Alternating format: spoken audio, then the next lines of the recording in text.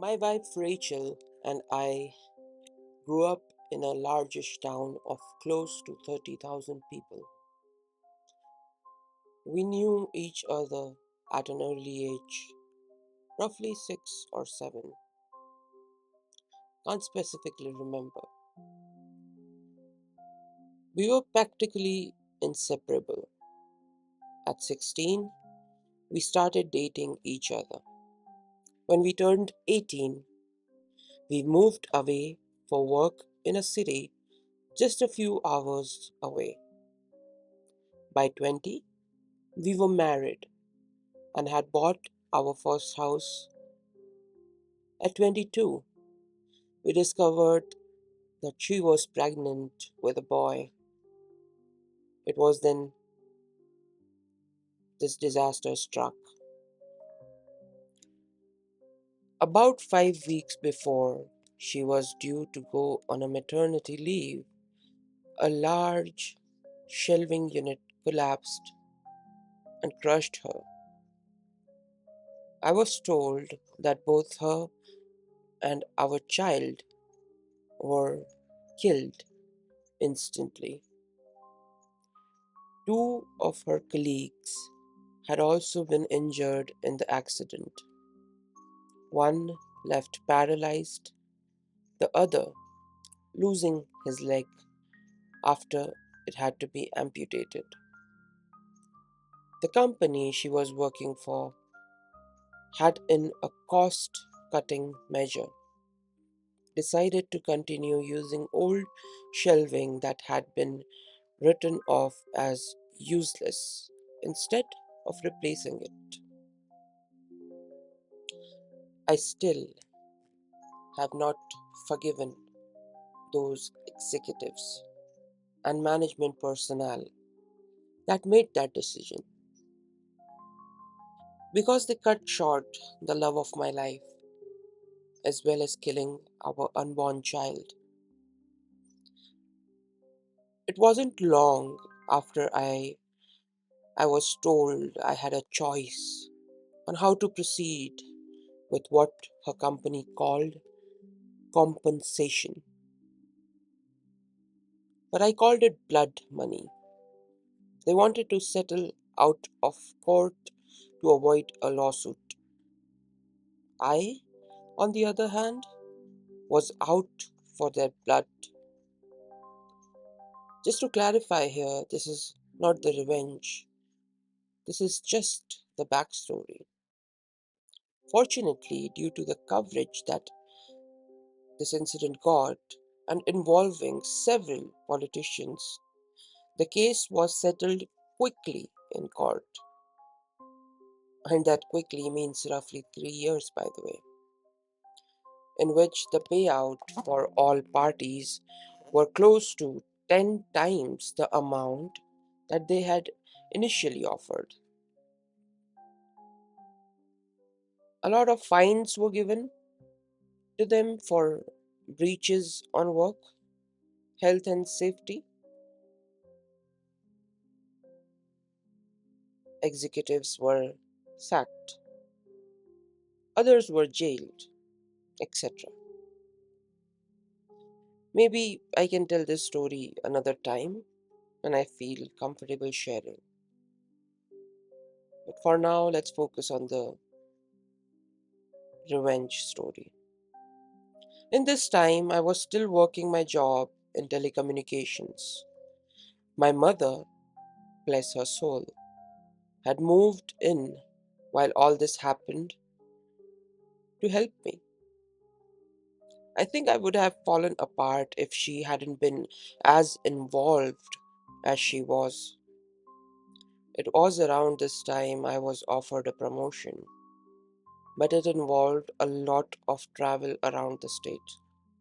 I made a request to have an office in my hometown's branch as I wanted to not only take care of businesses in the state, but in my hometown also, as there was no business representative located here, to which they agreed.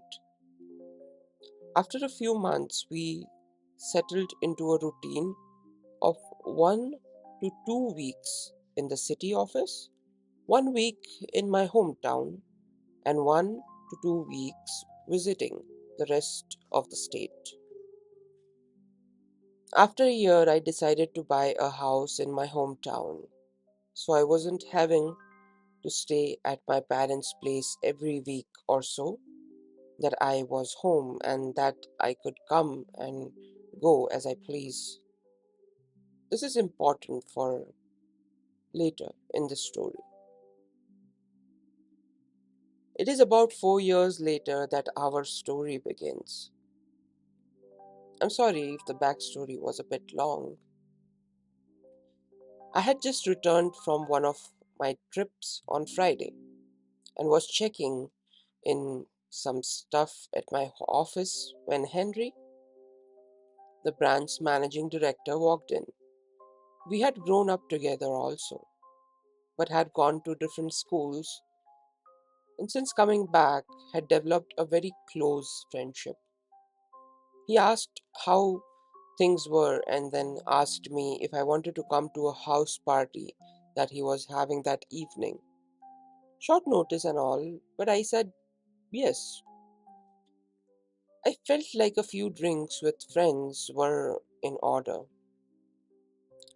It was there that Henry introduced me to Catherine.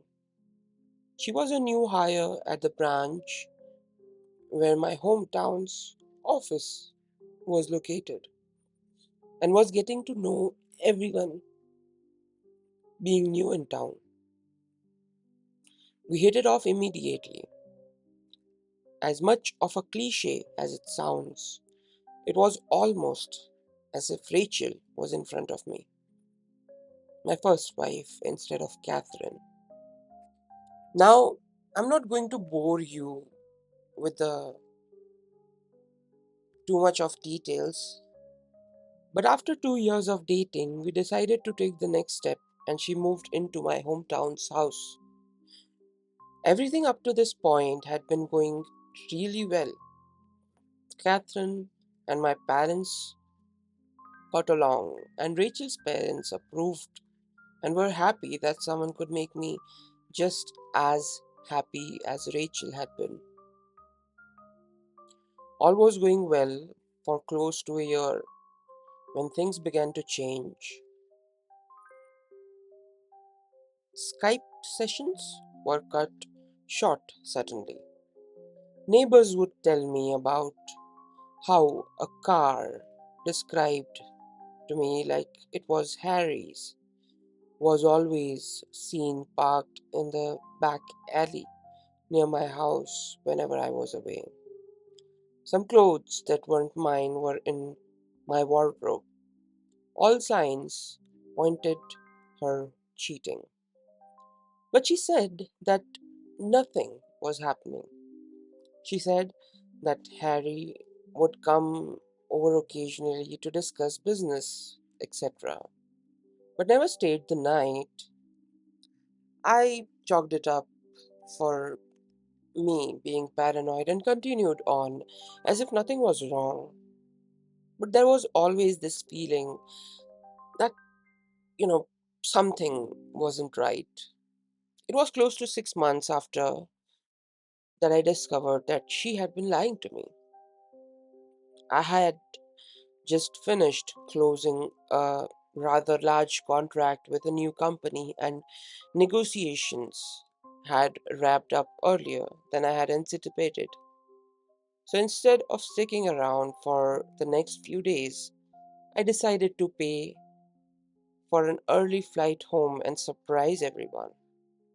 Fast forward a few hours, and I drive into my hometown and down the alley behind my house so that I could get into the house without being seen and surprise Catherine.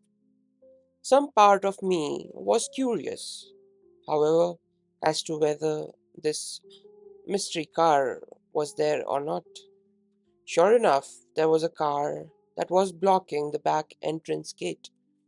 I was confused for a moment, wondering if it had just been a neglectful neighbor parking only to realize that it was indeed Harry's car. If it hadn't been for the high hedge line that I had put in a few years back for privacy, I may have well driven past my own place. Pulling up behind his car, I got out and thought it was strange that he was there so late, as she claimed that he always had left by now. As I approached the back of the house, I saw something that my stomach dropped. In my kitchen, Catherine and Harry were going at it, hammer and thong. I froze. Time stopped. There was my close friend having sex on my kitchen bench with my girlfriend. I didn't know what to do. So many questions were running through my head. Was this real or was I dreaming? Why were they having sex in my house? Feeling defeated, I turned around and left without them seeing me. I sat in my car for what felt like an eternity. I was crying hard, but the sadness quickly turned into anger. The same kind of anger I felt towards those that were responsible for Rachel's death. I wanted to hurt them, and I wanted to hurt them badly. As a pacifist, I don't believe in violence. It was then I knew I was going to punish them and destroy their lives. And what better time to start than now? I moved my car back up the alley, far enough away from my driveway that I could still see Harry's car, and then walked back to the gate where I could see into the house and called her phone. They were still going for it when it rang. They both looked at the caller ID and did a double take when my name came up. I could see that she was considering answering it and then let it ring out. After a few moments, they were back into it again, and I dialed once again. This time she did answered. As she was answering, I hung up and made my way back to my car.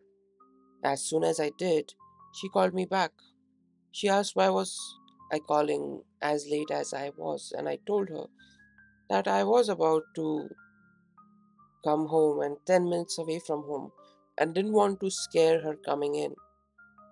She obviously was shocked and acted happy that I was coming, and the call ended very quickly.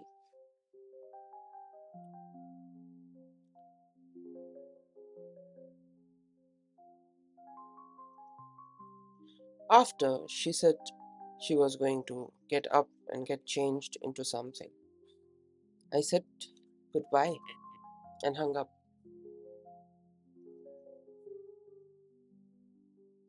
A few moments later, Harry came peeling through the gate and, still half naked, jumped into his car, took off like a bat out of hell. I smiled a little, knowing the fear that both of them would be feeling from being so close to being caught. I waited a few moments before turning my car into the same place Harry had been few moments earlier. The night was fairly uneventful afterwards, and it wasn't until after she was asleep that I got up and went to my office down the hall. I obviously couldn't sleep. I needed to plan And plan I did. Now to the revenge. My mother always taught me to be a pacifist and to allow cosmic karma to take its course. But on this occasion, I decide that karma could use a helping hand. I decided to punish them separately but destroy both of them. I knew that Harry had a drug habit. Nothing major, but he kept it very private. I only knew about it accidentally after seeing some coke and wheat left out in his place, but pretended I hadn't seen it when he had made attempt to cover it up. I began calling some of my more unsavory clientele and made a few discreet inquiries into obtaining some samples that they were willing to part with. A few days later, I had a decent enough stash for my plan to work. About a month later, I had friends, including Harry, around for a barbecue night.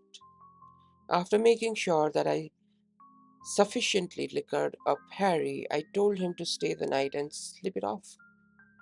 In the early hours of that morning, I took the drugs and an assortment of my personal belongings and placed them at various places around his car.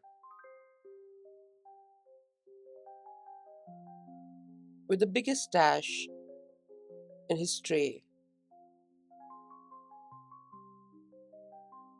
confident that he wouldn't find them over the few months as the rest of my plan took effect. I locked the car up and went inside to sleep. I also placed some more drugs and personal items in his house after driving him home because he was still too drunk to drive. A few days later, I staged a break in, smashed the back pane of my back door into my kitchen, and leaving it open before heading back to the city for a flight. I had several messages the moment I landed. One from my clearly panicked mum, who had found the back door smashed open and had called the police. One from Catherine in tears, and one from the local police asking me to call. After returning all the calls, I informed the police I was away on business and that I would be back the following week to talk with them. While away, I got Catherine to stay with my parents until after I got back and asked my dad to organize one of the local security companies to install cameras and alarm system after getting a go ahead from the police as to not ruin the scene of crime. After getting home, I did the usual. My God, I can't believe this happened. And why would anyone do this routine? After doing a thorough check everywhere, finding that the items I had taken were missing, and filing a police report, I had the security company's rep talk Catherine and I through how the system of the alarms and the cameras worked. Then came the question I had been waiting for. The question of what happens if we are doing some business and don't want it recorded. She acted a bit shy asking this question, but I knew exactly the reason she was asking. He assured us that this was a question he got asked a lot, and we were shown on the home computer if we wanted to be doing things without being recorded, how to stop the recording for certain cameras so that we could protect her modesty. As I was walking him out, I asked him if cameras were turned off, could a notification be sent out just as a security precaution? He came back in and helped me through how to set up email notifications and left shortly after. Fantastic. All I had to do was wait. At this stage, I approached some legal advice for some help in relation to couples law in my country. I needed to make sure that my upcoming plan could legally be done, that I would not be forced to pay out any money or equity to Catherine, as I didn't know if we were classified as a de facto couple or not. Being the sole beneficiary of Rachel's estate, I didn't want to be left with any nasty surprises where Catherine could take any of the estate away from me. Shout out to those guys and gals there as they helped me get in contact with a great lawyer who assured me, due to the fact that although we had been dating for close to 4 years, we had not been living together long enough to be classified as a de facto. And because I was paying all the utilities on the property that she was living in, and she didn't pay rent, showed that she had no legal standing to make a financial claim against me. Just to be sure, though, he drew up that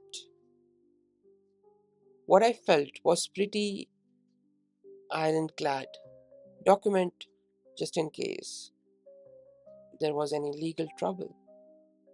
The following week, my work had approached me and offered me a promotion to move back to the city and run the team that I was a part of, meaning I wouldn't need to travel as often and be in the one location. And due to the success of being located in my hometown, that they were considering having 3 to 5 representatives spend 1 to 2 weeks in the large surrounding towns, including my hometown, as a part of my team. I said yes and began the process of beginning my transfer, which would take about 6 weeks. Perfect. More than enough time to gather all my evidence. Upon getting back to my hometown the following week, I began to start in motion the rest of my plan. I asked Harry to approve 1 week worth of vacation for Catherine for 2 weeks' time. I wanted to send her and a friend or two, I suppose, on a retreat before I made the biggest decision of my life for the second time. He jumped up and gave me a hug, congratulating me on being prepared to take the leap again. I hugged him back tight, but not the way I think he imagined it at the time. He agreed and blocked out the week for me. I asked him not to say anything to anyone, as I wanted to make it as big of a surprise as I could. I knew that I would spread like wildfire around the office, regardless. But that was my plan. That night, I told Catherine that I had booked her and two friends to go to a tropical spa resort, all expenses paid for a week, no questions asked. Pick two friends and come back to the biggest surprise of her life.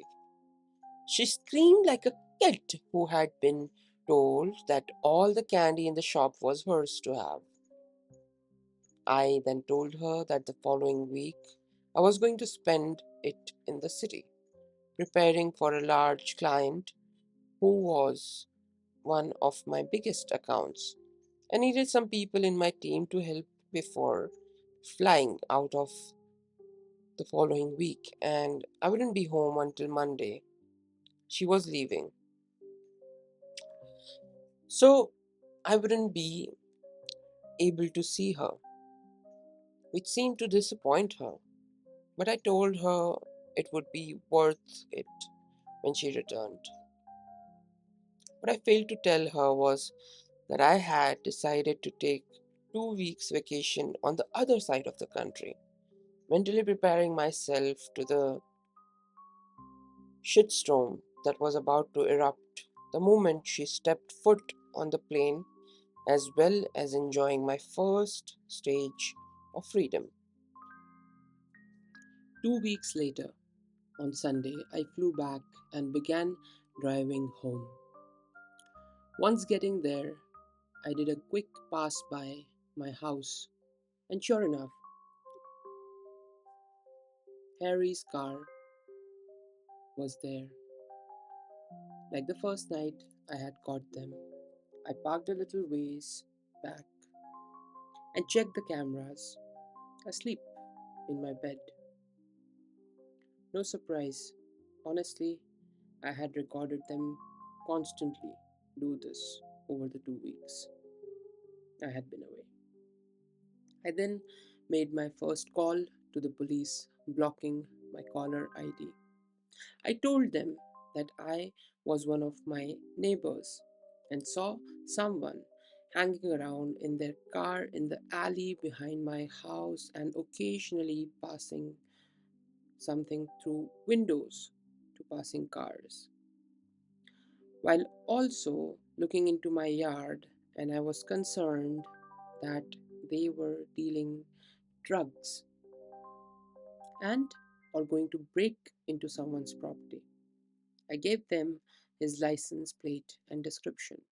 They said they would have someone there in a few minutes. So I thanked them and hung up. I then called Catherine and told her I was about 10 minutes away from home and that I knew she was flying out tomorrow but desperately wanted to surprise her. Looking back at the footage now, I laughed at the commotion that I'm surprised I didn't hear. In a few short seconds, Harry was half dressed and flying out the back door to his car. At this point, I couldn't have asked for a more perfect scene. As Harry was fleeing away, one of the police cars rounded the corner behind me, saw Harry driving away fast, and gave chase.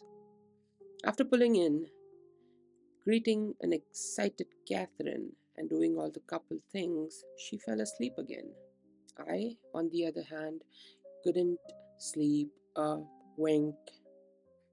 The next day, her and her friends were bundled into a car. After they drove away, I had to wait a few hours, but I began to execute my plan. I called my friend, who was a removalist, and apologized for the late notice but needed my place packed and moved on Friday. After agreeing on time, I told him that he would need to take certain boxes to a storage facility, which he said wasn't an issue. Then I began packing Catherine's belongings. Later that day, I got a call from the police for me to come and identify some property that had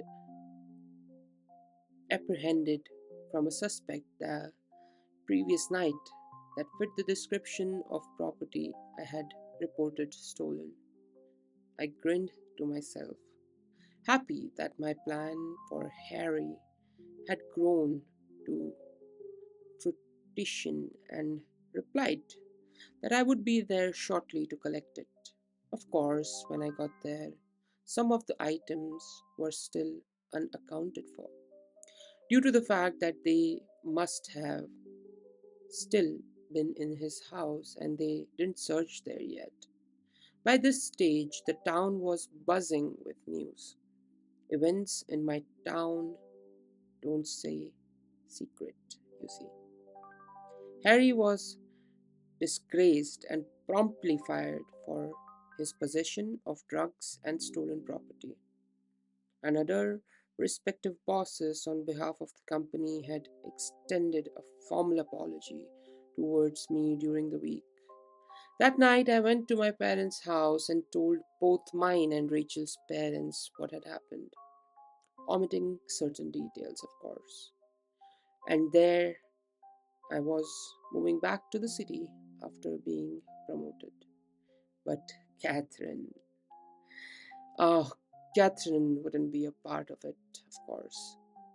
They were pretty upset initially that I hadn't let them know what was going on, but were happy that I was handling everything maturely and I hadn't snuck to their level.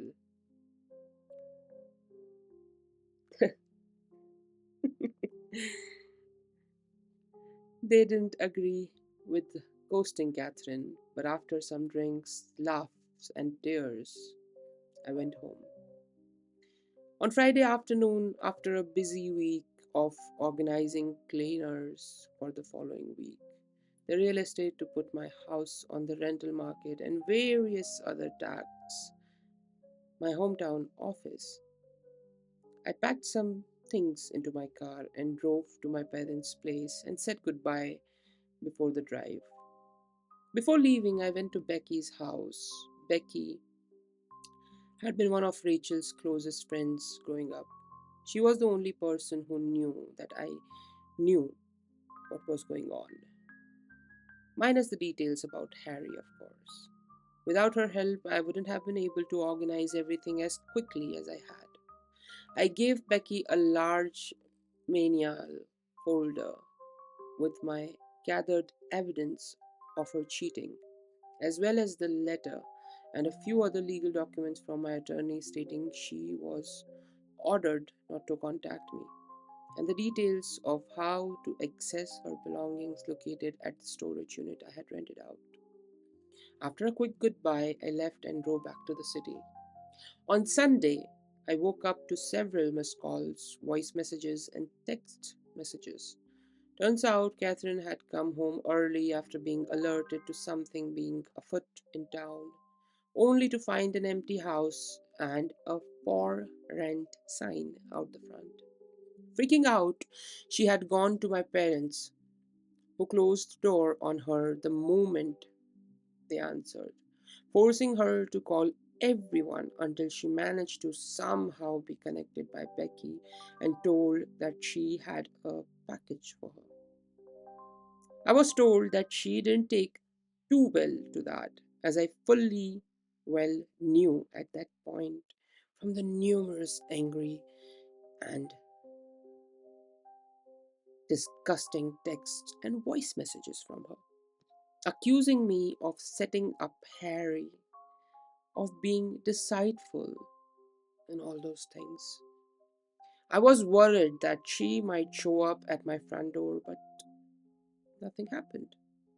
5 weeks later, after leaving and being promoted, I write this out for you, dear reader. Granted, it's long and it took a few rewrites to shorten it from my initial 14 pages, double of what the story is now. But I feel that most of what I said was important enough for the story.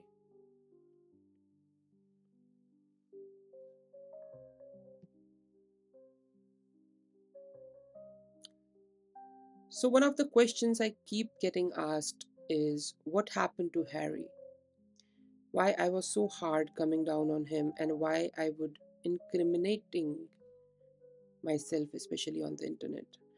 After making some inquiries back home to some friends, and the short answer is Harry is looking at a few months in prison as it's his first offense, but could be out sooner. And I felt that it was necessary to the story. No one other than myself knew what I had planned to do with Harry, which I uh, omitted quite a few crucial details that had the potential to truly identify me, as well as change up some disruptive language about locations to potentially put the story anywhere in the world. Just for clarification, there was already more than enough evidence in his own home. I just provided the means for the police to further investigate his activity in his house. That being said, I don't regret doing what I did to him. as he knew both Rachel and I growing up, and knew how hard it was for me to pick up myself after my beloved wife died.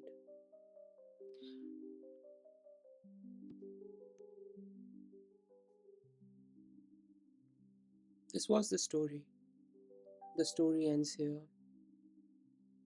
I think this guy did a little less than what he should have done. Cheating is not acceptable. And from your best friend, I'm not even mad at this Catherine character, but Harry, he he deserved even more hellish treatment than what he got. I hope you enjoyed the story. The only reason I'm working on these stories is I feel like the art of voice narration is dying. Everyone these days is using AI and is inclined towards making it easy. But I feel an AI can never give you the kind of emotions that a story requires. And I do keep my mistakes in the takes. I like to do them all at once, not without, too much of editing and stuff. So, thank you so much for listening and good night. This is Mr. Chill signing off, listener.